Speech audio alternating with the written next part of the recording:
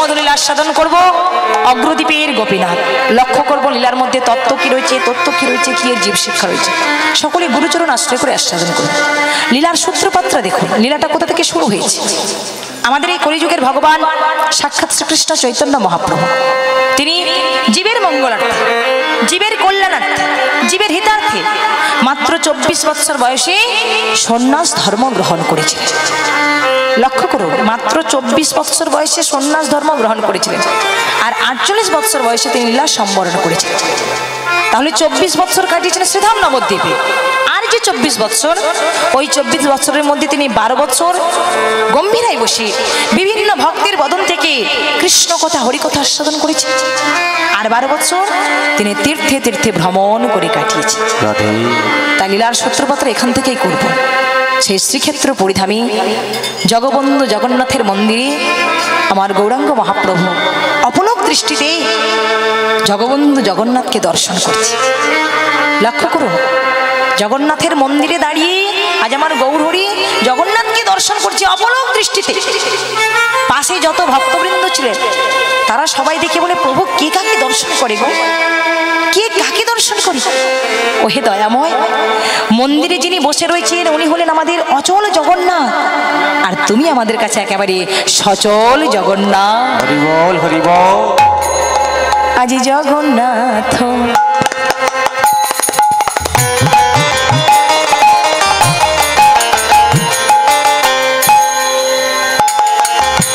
দেখি প্রভু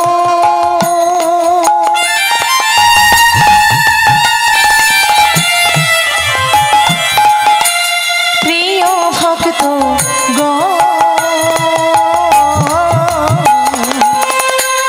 জগন্নাথ দেখি প্রভু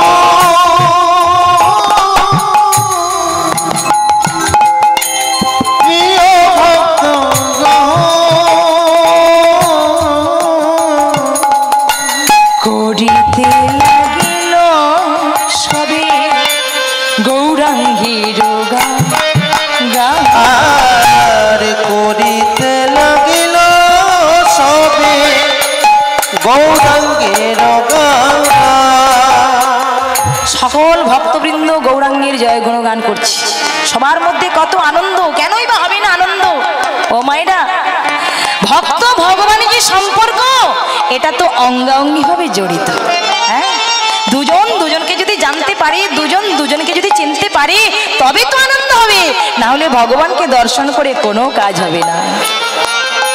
আজি কি আনন্দ নীলাচলে, কি আনন্দ নীলাচলে, কি আনন্দ নীলাচলে, আজি কি আনন্দ নীলাচলে। হরি হরি হরি বলে কি আনন্দ নীলাচলে, হরি হরি হরি বলে তাদের আনন্দ আরে ধরে না গো, হরি হরি হরি বলে আনন্দ আর ধরে না গো, হরি হরি হরি বলে কি আনন্দ নীলাচলে। করিতে লাগিল সবাই গৌরাঙ্গের গান।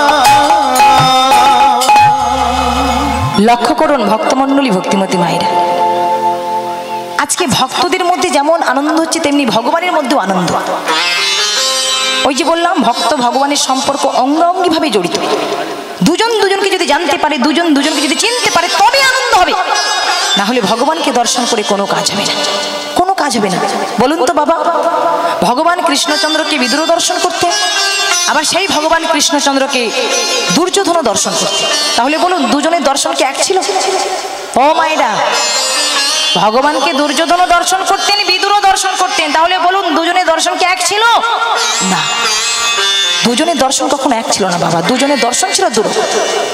দুর্যোধন যখন ভগবানকে দর্শন করতেন তখন তার মধ্যে ক্রোধ সৃষ্টি হতো, অহংকার সৃষ্টি হতো, আর সেই কৃষ্ণকে যখন বিদুর দর্শন করতেন তখন ভক্তির নয়ন থেকে দদ্দরিত ধারা, ভক্তির নয়ন থেকে দদ্দরিত ধারা বয়ে যেত। তাহলে ভেবে দেখুন, ভগবান স্থির, ভগবান স্থির, তিনি পরিবর্তন হচ্ছেন না, শুধু আমাদের দেখার দৃষ্টিভঙ্গিটা পরিবর্তন হয়ে যায়। হে ভক্তমণ্ডলী, ভক্তিমতী মায়েরা, আমরা যে যেমন ভাব নিয়ে তাকে দর্শন করব, যে যেমন ভাব নিয়ে তার পূজা অর্চনা করব, তিনি আমাদের কাছে সেই মতোই ধরা দেবেন। এদিকে অগ্রদ্বীপের মাটি থেকে একজন ভক্ত গুটি গুটি পায়ে হেঁটে এসেছে প্রভুর চরণে শরণে নেওয়ার জন্য, প্রভুর সঙ্গী হওয়ার জন্য। সেই ভক্তের নাম ছিল গোবিন্দ ঘোষ। ওই অগ্রদ্বীপের মাটি থেকে এসেছে মা, কিন্তু এত ভিড় জমে গেছে, ওই ভক্ত সবার সামনে নয়, একেবারে সবার পেছনে দাঁড়িয়েছে। সবার পেছনে দাঁড়িয়ে দাঁড়িয়ে নয়ন জলে বক্ষ পাশে কেঁদে কেঁদে বলে, ওগো গৌর হরি, আমি এসেছি হে প্রভু তোমার চরণে শরণ লইব বলে দয়া, শরণ লইব বলে আমি এসেছি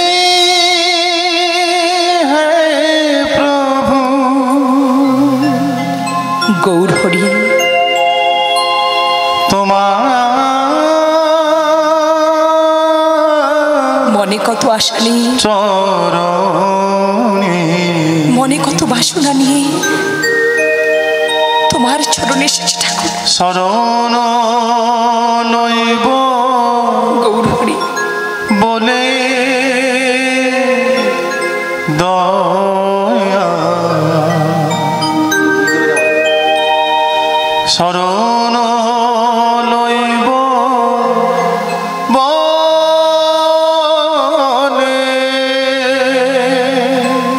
আমি না জানি ভজ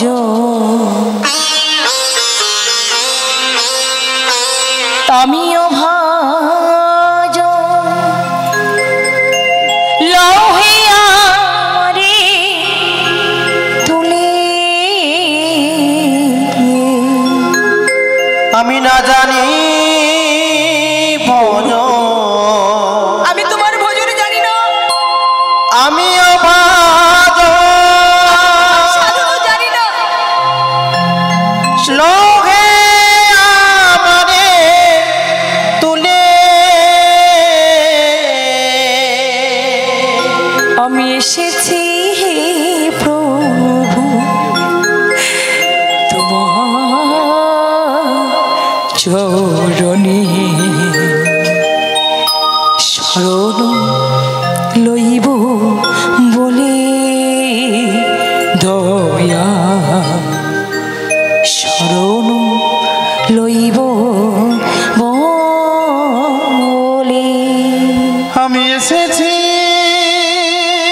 হে প্রভু। গৌর হরি, সংসারের মায়া তোমার গ্রামের মোহ পরিত্যাগ করে চলে এসেছে শুধু তোমার সঙ্গী হওয়ার জন্য, তোমার চরণে আশ্রয় নেওয়ার জন্য। একটু ঠাই দাও, শরণ লইব বলে দয়া, শরণ লইব বলে। ফিরাইয়ে দিও না অধমে বলিয়া, কোথায় যাব হরি তোমার চরণ ছাড়িয়া। ফিরাইয়ে দিও না অধম বলিয়া, কোথায় যাব হরি তোমার চরণ ছাড়িয়া।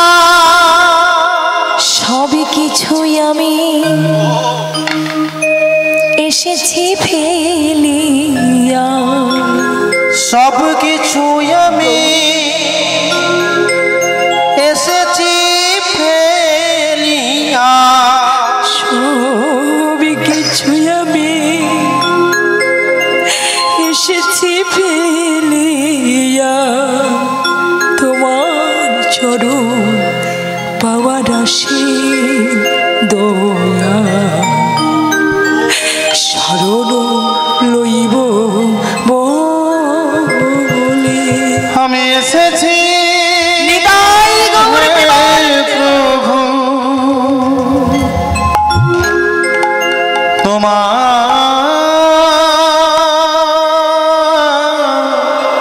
চরণে শরণ লইব বলে দয়া, শরণ লইব বলে।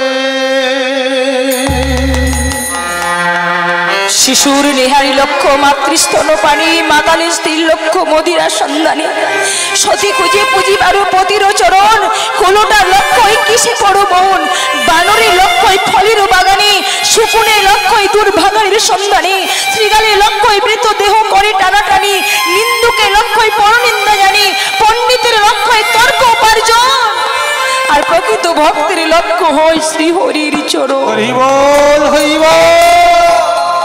ভক্ত ভগবানের চরণ ছাড়া আর অন্য কিছু আশা করে না, অন্য কিছু চাই না। কিন্তু আজকে ওই ভক্ত সংসারের মায়া পরিত্যাগ করে ছুটে এসেছে গৌরের চরণে শরণে নেওয়ার জন্য, সঙ্গী হওয়ার জন্য। সবার পেছনে দাঁড়িয়ে দাঁড়িয়ে নয়ন জলে বক্ষ ভাসে কাঁদছে। ভগবান থাকতে পারলেন না। ও মায়েরা, ভগবান এই জগতে মাত্র দুটো বস্তু সহ্য করতে পারেন না, মাত্র দুটো।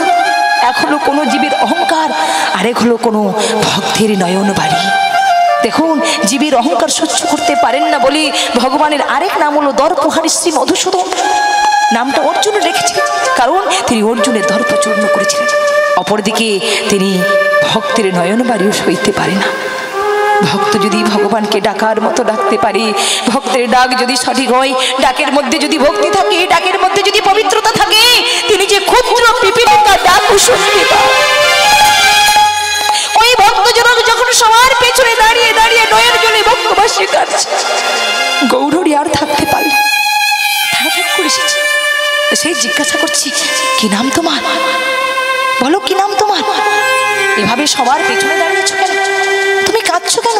বলো, কি হয়েছে? তুমি কোথা থেকে এসেছো? বলুন তো বাবা। যিনি সমগ্র জীবের নামকরণ দাতা, তিনি ওই ভক্তের নাম জানেন না, তা কি কখনো হতে পারে? তিনি সবই জানেন, সবই বোঝেন, শুধু ভক্তকে একটু পরীক্ষা করে নিতে চাইছে, দেখি তুমি আমায় কতখানি ভালোবাসো। বলো, কি নাম তোমার? আগে দয়াময়, আমার নাম গোবিন্দ ঘোষ। বড় ভাই বাসুদেব ঘোষ আর ছোট ভাই মাধব ঘোষ। কোথা থেকে এসেছে?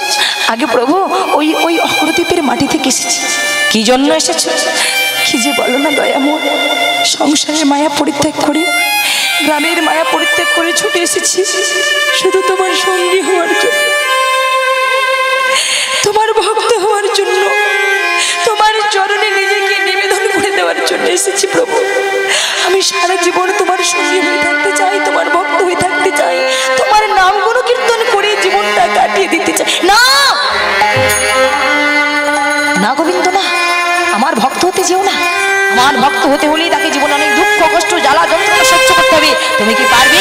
তুমি কি পারবে জ্বালা যন্ত্রণা সহ্য করতে? ভক্ত নয়ন জলে বক্ষ ভাসে কেঁদে কেঁদে বলে, পারবো পারবো প্রভু, সমস্ত দুঃখ কষ্ট জ্বালা যন্ত্রণা আমি হাসি মুখে সইতে পারবো, কিন্তু দয়াময় কোনো কিছুর বিনিময়ে আমি তোমার নাম ছাড়তে পারবো না। নিতাই গৌর প্রেমানন্দে। হরি বল হরি বল। লক্ষ্য করুন বাবা, আজকে গোবিন্দ ঘোষকে দর্শন করে গৌরের সেই পূরবের কথা স্মরণ হল। তারপরে লীলা, যে তারপর যুগে এই গোবিন্দ ঘোষ ছিল রাধারানীর একজন সখী, নাম ছিল রণতুঙ্গা দেবী। রাধারানীর কাছে সামান্য একটুখানি অপরাধ করেছিল মা, সামান্য একটুখানি অপরাধ। যখন রাসমঞ্চে রাস নৃত্য হচ্ছিল, খুব মন দিয়ে শুনবেন মায়েরা, অপরাধটা কি করেছিল, কেন তাকে এই যুগে গোবিন্দ ঘোষ হয়ে আসতে হলো? রাধারানীর একজন সখী, কেন তুমি এই যুগে কলিযুগে গোবিন্দ ঘোষ হইলেন? অপরাধটা শুন। যখন রাসমঞ্চে রাস নৃত্য হচ্ছিল, যত গোপী তত কৃষ্ণ, যত গোপী তত কৃষ্ণ। যখন রাস নৃত্য হচ্ছিল তখন সকল গোপীদের মধ্যে অহংকার এলো। আহা হা হা, বধূ আমাদের ভীষণ ভালোবাসে, আমাদের ভীষণ ভালোবাসে, তাই আমাদের সবাইকে নিয়ে নৃত্য করছে। লক্ষ্য করুন, যেই না অহংকার এলো, গোবিন্দ সকল গোপীদের সঙ্গ পরিত্যাগ করে শুধুমাত্র রাধারানীকে নিয়ে অন্তর্ধান হয়ে গেল। গোপীদের সঙ্গ পরিত্যাগ করে রাধারানীকে নিয়ে অন্তর্ধান হয়ে গেলেন। রাধারানী চিন্তা করলেন, বাবা বাবা, রাসমঞ্চে এত গোপী থাকতে থাকতে বধূ যখন আজকে আমাকে কাছে নিয়েছে, তাহলে বধূ সব থেকে বেশি আমাকে ভালোবাসে। দেখুন রাধারানীর মধ্যেও আজকে অহংকার এলো, বধূ সব থেকে বেশি আমাকে ভালোবাসে, এই অহংকার। এই জগতে সবার চোখে ফাঁকি দেওয়া যায়, কিন্তু ভগবানের চোখে কখনো হয়। ভগবান বলে, রাধে গো, এ তুমি কি বলছো? তুমি হলে ভক্তি স্বরূপিণী, কেমন ভক্তি দিয়ে ভগবানকে ডাকতে হয়, জগৎজীব তো তোমার কাছ থেকে শিখবে, তারা তো তোমার কাছ থেকে জানবে, কিন্তু তুমি আজকে নিজেই ভক্তি স্বরূপিণী হয়েও তোমার মধ্যে যদি অহংকার থাকে, তাহলে জগৎজীব কি শিখবে, তারা কি জানবে? তাই এই অহংকারটাকে আমায় চূর্ণ করতে হবে। কি করেছিল বাবা? রাধারানীর সঙ্গ পরিত্যাগ করে গোবিন্দ নিজেই অন্তর্ধান হয়ে, যে রাধারানী গোবিন্দকে এক মুহূর্ত দর্শন করতে না পেলে এক যুগ মনে হতো, আজকে সেই রাধারানী কৃষ্ণ হারা হয়ে বৃন্দাবনের এবন ওবন সেবন শুধু হা কৃষ্ণ বলছে, আর নয়ন জুড়ে বক্ষ ভাসি কাঁদছে। কোথায় কোথায় কৃষ্ণ, কোথায় কৃষ্ণ, কোথায় কৃষ্ণ, কোথায় কৃষ্ণ, কোথায় প্রাণবোধয়া, কোথায় প্রাণবধূয়া, এক করে ডাকি তোমার, ডাকি তোমার, ইশারা দেখা দাও, প্রাণবোধ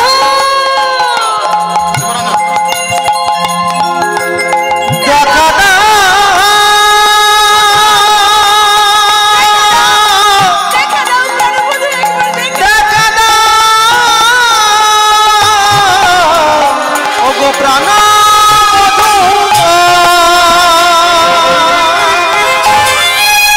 দেখা দাও, দেখা দাও প্রাণবধূ, কোথায় আছে একবার দেখা দাও। যখন নয়ন জলে বক্ষবাসী কাঁদছে, সকল সখীরা এসে সান্ত্বনা দিচ্ছে, রাধে কাঁদিস না, কাঁদিস না, অমন করে চোখের জল ফেলিস না, একটু ধৈর্য ধর, অমন করে কাঁদিস না রাধে, একটু ধৈর্য ধর। সবাই এসে সান্ত্বনা দিচ্ছে, কিন্তু ওই সময় ওই রণতুঙ্গা নামে সখী বলেছিল, হ্যাঁ রে রাধে, এই তুই তোর বধূকে ভালোবাসিস, এই তুই তোর বধূকে ভালোবাসিস, এই ধর তোর বধূ যে তোকে ছেড়ে চলে গেল, ধর তোর কাছে আর ফিরেই নিল না, বল এবার তুই কি করবি? লক্ষ্য করুন ভক্তমণ্ডলী, ভক্তিমতী মা, সেদিন ওই রণতুঙ্গা সখী শুধুমাত্র এই কথাটাই বলেছিল, রাধে এই যে তোর বধূ তোকে ছেড়ে চলে গেল, ধর তোর কাছে আর ফিরে এলো না, বল এবার তুই কি করবি? রাধারানী ক্রোধান্বিত হয়ে বলে, ওরে রণতুঙ্গা, তুই আমার সখী হয়ে আমাকে এত বড় কথা বলতে পারবি, এত বড় কথা তুই আমায় বলতে পারলি? তবে তুইও শুনে রাখ, তুইও শুনে রাখ রণতুঙ্গা, কৃষ্ণকে কাছে পেয়ে তাকে হারানোর যে কি যন্ত্রণা, কৃষ্ণকে কাছে পেয়ে তাকে হারানোর যে কি যন্ত্রণা, একদিন সেটা তোকেও অনুভব করতে হবে রণতুঙ্গা, একদিন তোকেও সেটা অনুভব করতে হবে। তাই রাধারানীর অভিশাপে সেই রণতুঙ্গা সখী হয়ে গেল কলিযুগের মাটিতে গোবিন্দ ঘোষ। গৌরবের সেই কথা মনে পড়েছে, আহারে একে যদি আজকে আমার সঙ্গী করে না নে, তাহলে আজকে আমার রাধারানীর অভিশাপ যে মিথ্যে হয়ে যাবে, তাহলে রাধারানীর অভিশাপকে সত্য করতে হলে একে এই মুহূর্তে আমার সঙ্গী করে নিতেই হবে। গোবিন্দ, ও গোবিন্দ, তুমি আমার সঙ্গী হতে চাও তো? ঠিক আছে, আজ থেকে তুমি আমার সঙ্গী হলে, তুমি আমার সঙ্গী হলে, তুমি আমার সঙ্গী হলে, চলো এবার আমরা তীর্থ ভ্রমণের উদ্দেশ্যে বেরিয়ে। লক্ষ্য করুন বাবা, ভক্তদের সঙ্গে নিয়ে সেদিন গৌরহরি তীর্থ ভ্রমণের উদ্দেশ্যে বেরিয়ে পড়ল। কোন দিন? ওই যে শুভ বিজয়া দশমী তিথি। ওই তিথিতে সকল ভক্তদের সঙ্গে নিয়ে হরিনাম সংকীর্তন করতে করতে আজ আনন্দে বেরিয়ে পড়েছেন। কোথায়? সে তীর্থ ভ্রমণের উদ্দেশ্যে। প্রেম সে বলুন নিতাই গৌর প্রেমানন্দে হরি হরি বল হরি বল। আই আনন্দে নাচো তুমি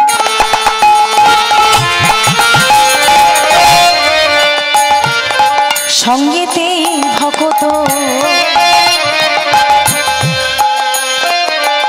গৌর কিশোর আজ আনন্দে নাচ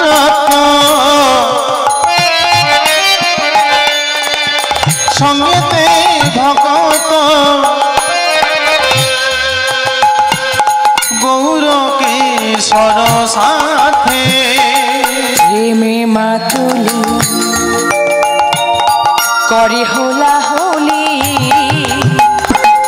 নীলাচল পুরী মাঝি প্রেমে মাতুলি করে হোলা হোলি নীলাচল পুরী মাঝে শুনিয়া না গরি প্রেমেতে আগলি শুনিয়া না গরি প্রেমেতে আগলি শুনিয়া না গরি প্রেমেতে আগলি ধাইয়া চলিল পথে শুনিয়া না করি প্রেমেতে আগলি ধাইয়া চলিল পথে। হেইয়া গৌরে পড়িল ফাপড়ে দূরেতে দাঁড়াই দেখে আর হেরিয়া গৌরে পড়িয়া ফাপড়ে দূরেতে দাঁড়াই দেখে তারা দূরেতে দাঁড়াই তারা দূরেতে দাঁড়াই তারা দূরেতে দাঁড়াই তারা দূরেতে দাঁড়াই বসে অপরূপ রূপ গোরা দূরেতে দাঁড়াই দেখে অপরূপ রূপ গোরা এমন কবিত কবু দেখে না এমন রূপ তো কবু দেখি নাই অপরূপ রূপ গোরা দূরেতে দাঁড়ায়ে দেখে হেইয়া গৌরে পড়িল পাপড়ি দূরেতে দাঁড়ায়ে দেখে। এই যে তোমার মধ্যে কিছু বাসনা আছে? না না তোমাকেই বলছি, বলো কিছু বাসনা আছে কি? মায়ের আপনার ওদিকে তাকাচ্ছেন কেন? রাধে রাধে। গৌরী গোবিন্দ ঘোষকে ডেকে বলছে, ও গোবিন্দ তোমার মধ্যে কিছু বাসনা আছে? বলো বলো কি বাসনা আছে? কি মায়েরা বলুন, বাসনা আছে আপনাদের মধ্যে? আছে বাবা? হ্যাঁ, আমরা সংসারী মানুষ তো, আমাদের সবার মধ্যে বাসনা রয়েছে, সবার মধ্যে কামনা বাসনা রয়েছে। দেখুন ভক্তমণ্ডলী, ভক্তিমতী মায়েরা, ঠাকুর মন্দিরে প্রবেশ করলে ঠাকুরের প্রণাম মন্ত্র বলি না, কিন্তু কামনা বাসনা বলতে ছাড়ি না, তাই না? কামনা বাসনা বলতে আমরা ছাড়ি না। প্রভু গো বাড়ি দাও, গাড়ি দাও, মেয়েটার যেন ভালো ঘর থেকে বিয়ে হয়, ছেলেটার যেন একটা ভালো চাকরি হয়, ব্যবসা বাণিজ্য যেন ঠিকঠাক চলে, হ্যাঁ টাকা পয়সা যেন ভালো উপার্জন করতে পারি, অনেক অনেক কামনা বাসনা করে। কিন্তু একটা কথা মনে রাখবেন বাবা, আপন ইচ্ছায় জীব কোটি বাঞ্ছা করে, কৃষ্ণ নাহি দিলে জীবের বাঞ্ছা নাহি। হরি বল হরি বল। আমরা অনেক কামনা বাসনা করতেই পারি, কিন্তু যিনি কামনা বাসনা পূরণ করবার মালিক তিনি যদি মনে করেন তবে আমাদের সবার বাসনা পূর্ণ হবে, না হলে সারা জীবন শুধু বাসনা করাটাই সার। হরি বল হরি বল। যদি উনার ইচ্ছে তবে বাসনা পূর্ণ হবে। আপনারা রাবণের ভাই কুম্ভকর্ণের নাম শুনেছেন কখনো? পেছনের দিকেও মায়েরা, কুম্ভকর্ণ নাম শুনেছেন? যে 6 মাস ঘুমতো 6 মাস জেগে থাকতো। ওই কুম্ভকর্ণ 1000 বছর ধরে তপস্যা করছে আর মনে মনে শুধু বাসনা করে রেখেছে, ব্রহ্মাজি যখন আমাকে বর দিতে আসবে না, আমি ইন্দ্রাসন চাই। কি চাইবে? ইন্দ্রাসন, মানে সে দেবতাদের রাজা হতে চায়, এটা তার বাসনা। এবার 1000 বছর পরে যখন ব্রহ্মাজি এলেন বর দেওয়ার জন্য, বলো বৎস তুমি কি বর চাও? আমি তোমার সাধনায় সন্তুষ্ট হয়েছি, বলো তুমি কি বর চাও? দেখুন তিনি সবেমাত্র বলতে যাবেন যে আমি ইন্দ্রাসন চাই, কিন্তু এটা তো ভগবান চাইছেন না। ভগবান তো এটা চান না। এটা বলবার আগে ভগবান কি করলেন? মা সরস্বতী দেবীকে পাঠিয়ে দিলেন। আর মা সরস্বতী দেবী এসে যেই না তার জিহ্বাতে ভর করে গেল, সঙ্গে সঙ্গে তার জিহ্বা থেকে বেরিয়ে গেল, আমি নিদ্রাসন চাই। তিনি বললেন তথাস্তু। তাহলে ভেবে দেখুন বাবা, চাওয়ার কথা তার ইন্দ্রাসন, কিন্তু ভগবানের ইচ্ছে হলো না বলে চেয়ে বসলো আজকে নিদ্রাসন। তাহলে হে ভক্তমণ্ডলী, ভক্তিমতী মায়েরা, আমরা অনেক কামনা বাসনা করে থাকি, অনেক। ঠাকুর ঘরে প্রবেশ করলে আমাদের চাওয়া পাওয়ার অভাব থাকে না, বিরাম থাকে না, কিন্তু মনে রাখবেন, মাথায় রাখবেন, এই কামনা বাসনা যিনি পূরণ করবার মালিক, তিনি যদি মনে করেন তবে আমার আপনার সবার বাসনা পূর্ণ হবে, না হলে সারা জীবন শুধু বাসনা করাটাই সাধ হবে। নিতাই গৌর হরি। হরি বল, হরি বল। বলো গোবিন্দ, তোমার মধ্যে কি বাসনা আছে? বলে আছে প্রভু, আছে। ভক্ত বলছে আমার মধ্যে বাসনা আছে, তবেই বাড়ি গাড়ি চাই না, টাকা পয়সা চাই না, বিষয় সম্পত্তি চাই না, আমার মনে শুধু একটাই বাসনা। সেটা কি জানো দয়াময়? আমার ভরসা মনে আমি যাব বৃন্দাবনে, মুখে বলবো রাধা নাম। আমার ভরসা মনে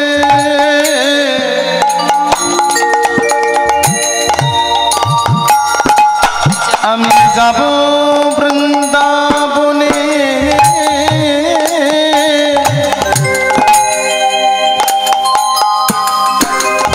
মুখে বলবো রাধা ব্রজবাসীদারি মাধুকরী করে বেড়াইব ব্রজ, ব্রজবাসীর দ্বারে মধুকুরি করে বেড়াইব ব্রজ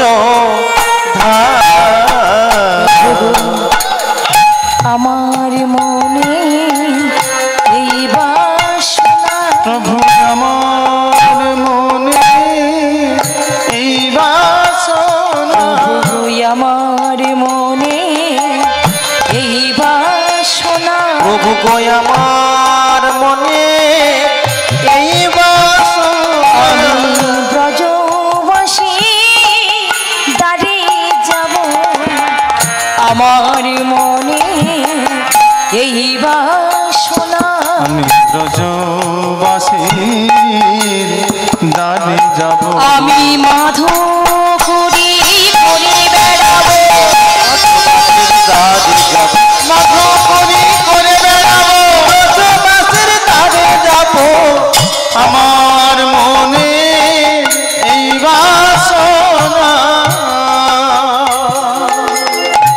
ভক্তমণ্ডলী, ভক্তিমতী মায়েরা, যারা ভক্ত হয় ভগবানের সেবা ছাড়া আর কিছু জানে না, সেবা ভগবানের নাম ছাড়া আর কিছু বোঝে না, সেই ভক্ত কখনো আনবাঞ্ছা করে না গো।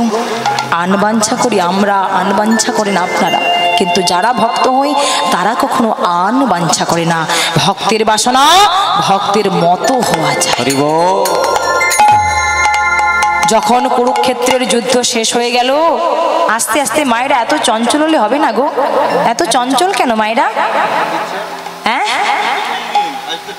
আজকে তো মাত্র দ্বিতীয় দিন, এখনো কয়েকটা দিন বাকি আছে, এত চঞ্চল হলে হবে? রাধে রাধা। কথা বলবেন না কেউ, এত চঞ্চল হলে হবে না। একটু ধৈর্য ধরে বসুন, দেখবেন আপনার শুনতে যেমন ভালো লাগবে আমার বলতেও তেমনি ভালো লাগবে। নিতাই গৌর প্রেমানন্দে হরি। হরি বল। কুরুক্ষেত্রের যুদ্ধ শেষ হয়ে গেল, এবার সখা কৃষ্ণ চলে যাবেন দ্বারকায়। ভক্তের চাওয়াটা কেমন দেখুন মায়েরা, ভক্তের বাসনাটা ভক্তের মতো হওয়া চাই, সেই বাসনাটা কেমন দেখুন।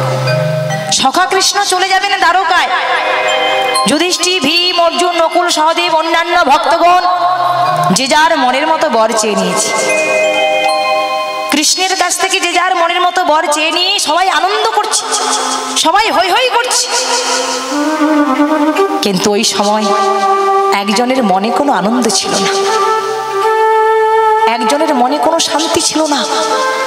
ঘরের এক কোণে বসে বসে শুধু নয়ন জলে বক্ষ ভাসে কাঁদছে। সে কে না, সে হলো পঞ্চ পাণ্ডবের মা কুন্তী দেবী। পঞ্চ পাণ্ডবের জননী কুন্তী দেবী ঘরের এক কোণে বসে বসে নয়ন জলে বক্ষ ভাসে কাঁদছে। কৃষ্ণের নজর পড়ে গেল পিসিমার পানে। পিসিমা, ও পিসিমা, তুমি কাঁদছো কেন গো? আর তো কাঁদার কথা না, কাঁদার দিন ফুরিয়ে আনন্দের দিন এসেছে। দেখছো না সবাই যে যার মতো বর চেয়ে নিয়ে কত আনন্দ করছে, কত হৈ হৈ করছে, কত উল্লাস করছে। আর আনন্দের দিনে তুমি কাঁদছো কেন বলো? তোমার চোখে জল কেন? তুমি কি আমার কাছে কিছু নেবে না? বলো না পিসিমা, আমার কাছে কিছু বর চাইবে না? আজ আমি কৃষ্ণ তোমায় কথা দিলাম, পিসিমা গো, তুমি আমার কাছে যে বর চাইবে আমি তোমাকে সেই বর দেব। বলো পিসিমা, আমার কাছে কি বর চাও?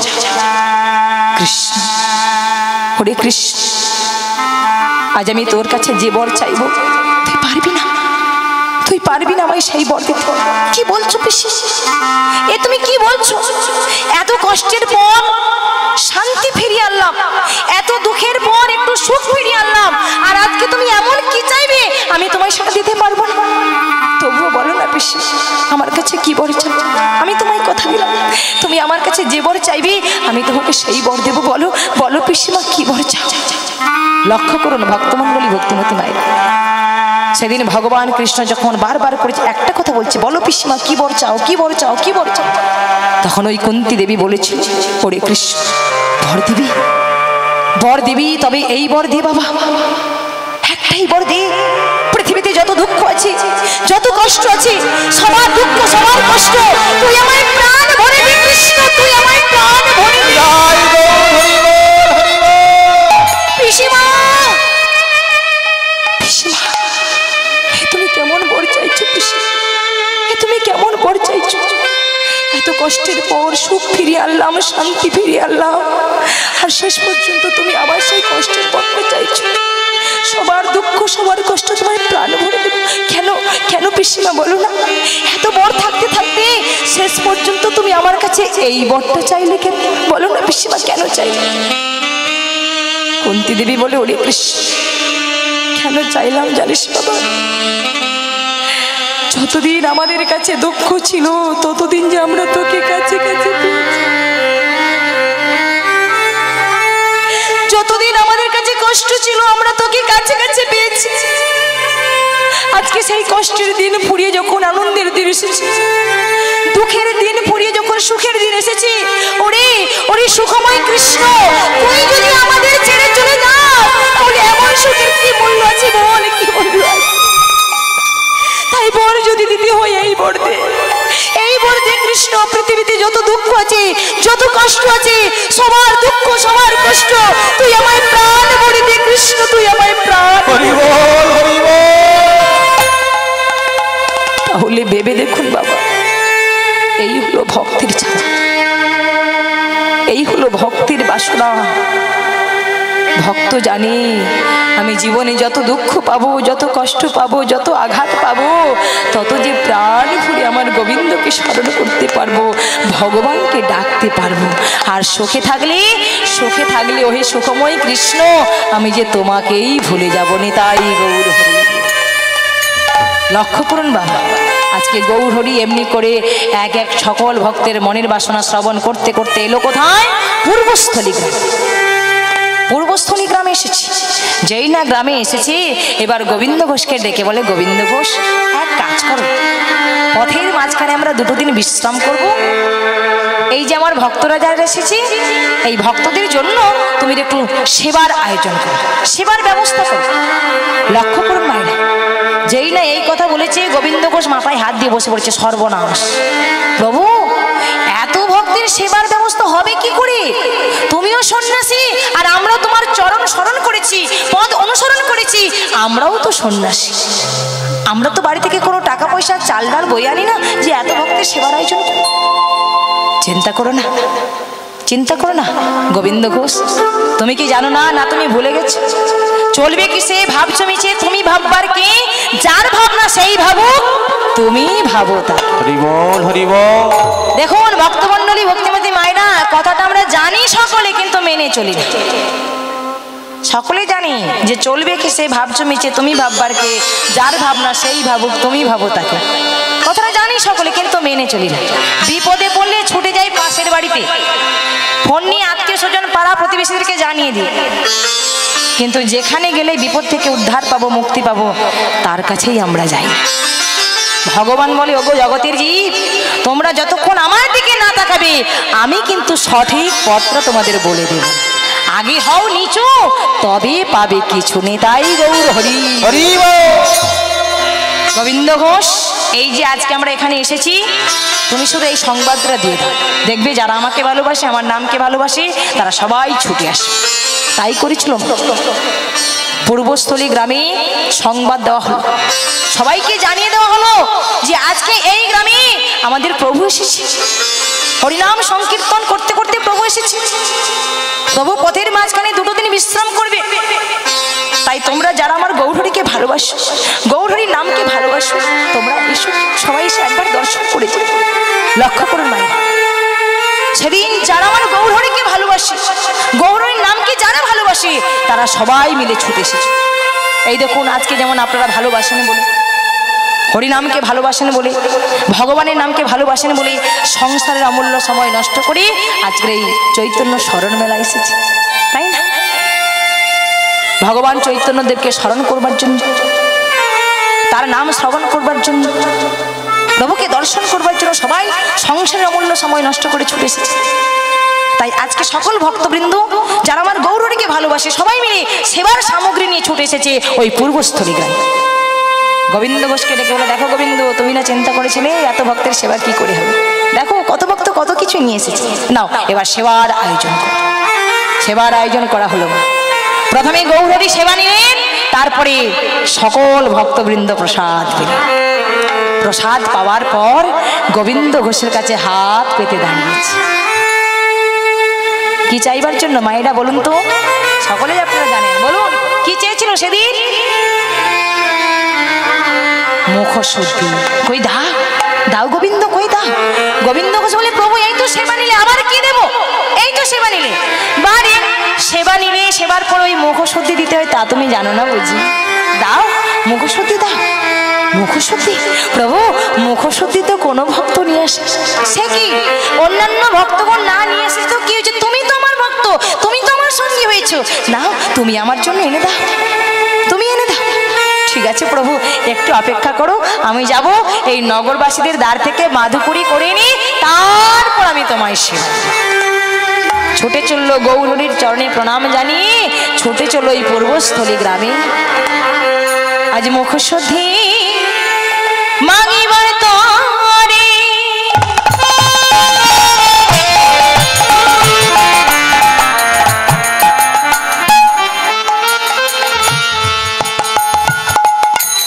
গোবিন্দ চলিল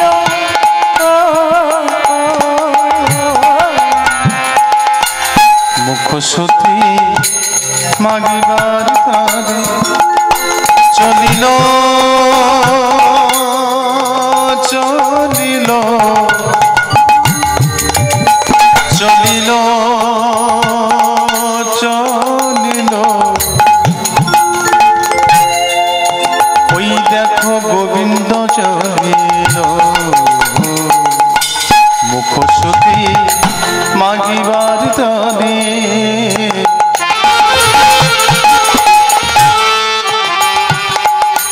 গোবিন্দ চলিল।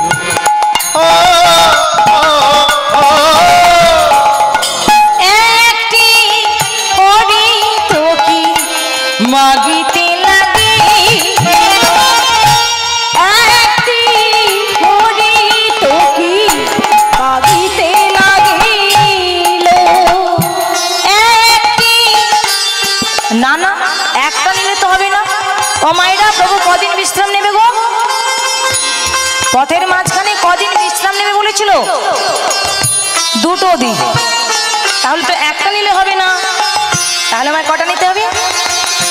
দুইটি হরি তো কি মাগিতে লাগে, দুইটি হরি তো কি মাগিতে লাগিল,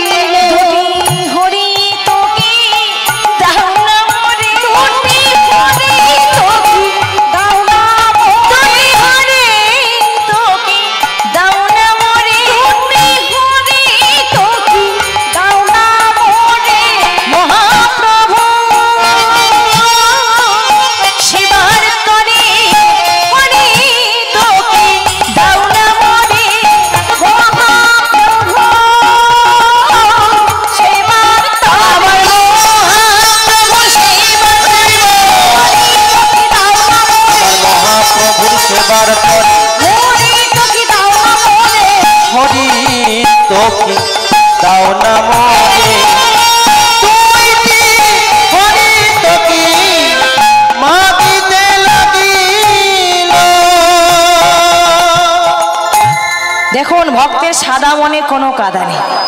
ভক্ত চিন্তা করলো, প্রভু তো বলেছেন পথের মাঝখানে দুটো দিন বিশ্রাম করবে। আজকে উনি সেবা নিয়েছেন, আজকে আমার কাছে মুখশুদ্ধি চাইছে। আবার যখন কালকে সেবা নেবেন আবার তো মুখশুদ্ধি চাইবেন। ওই মুখশুদ্ধির জন্য, হরিতকের জন্য আবার আমাকে ওই গ্রামে যেতে হবে মাধুকরী করতে। তার চেয়ে আজকে যদি আমি কষ্ট করে দুটো হরিতকে মাধুকরী করি, আজকে একটা দেব, আর একটা আমার এই উত্তরীর মধ্যে সুন্দর করে বেঁধে রেখে দেবো। কালকে যখন সেবা করবার পর প্রভু আমার কাছে চাইবেন, তখন এখান থেকে খুলে আমি এই হরিতকে দিয়ে দেব। ভক্তের সাদা মনে কোনো কাদা নেই, একেবারে সরল মন নিয়ে দুটো হরিতকে মাধুকরী করলেন, একটাকে উত্তরের মধ্যে বেঁধে রাখলেন, আরেকটা হাতে নিয়ে ছুটে চললেন প্রভুর কাছে। গৌর হরি, গৌর হরি, দয়াময়, আসতে একটু বিলম্ব হয়ে গেল, মনে কিছু করো না, আসলে অতটা পথ যেতে আসতে সময় তো লাগবে, তাই একটু বিলম্ব হয়েছে। নাও প্রভু, আমি এনেছি, নাও মুখশুদ্ধি নাও, নাও তুমি সেবা করো। লক্ষ্য করুন ভক্তমণ্ডলী, ভক্তিমতী মা ওই হরিতকে হাতে নিয়ে গোবিন্দ ঘোষের বদন পানে তাকিয়ে থাকে। বললাম না, জগতে সবার চোখে ফাঁকি দেওয়া যায়, কিন্তু কখনো ভগবানের চোখে নয়।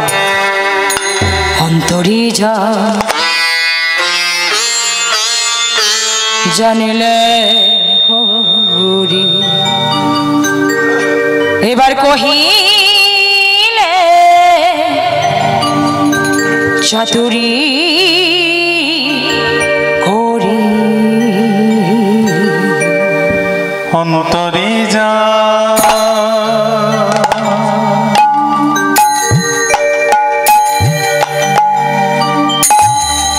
জানি না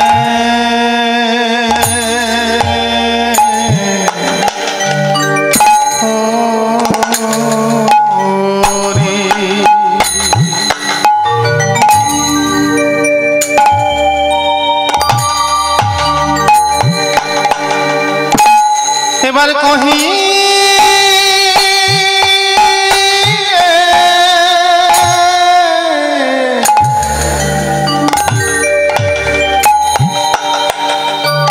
চাতুরী করি, অন্তরে যা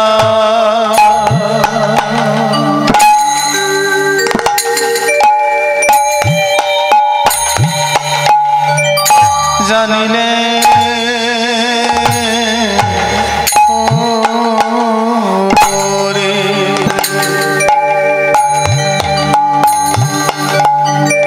একটি হরিত কি দাও না,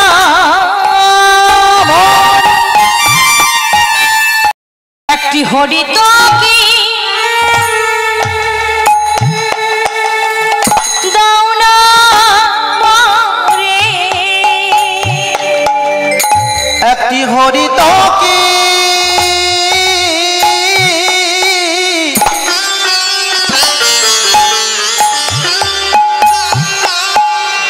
দাও না মনে, একটি হরিত কি প্রভু গো দাও না মনে,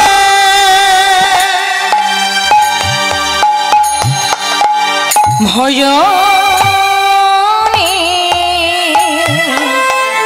হব শেষে। অন্তরে যা নিতাই ওরে, এবার কহি